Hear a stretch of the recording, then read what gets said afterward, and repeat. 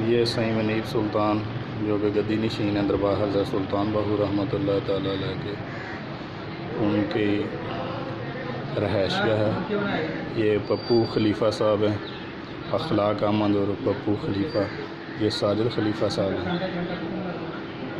और ये है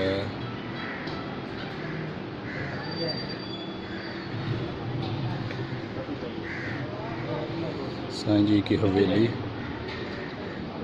यहाँ लंगर पकड़ा है ज़ायरीन के लिए। और ये है हवेली, और बाकी इस तरफ लंगर खाना है।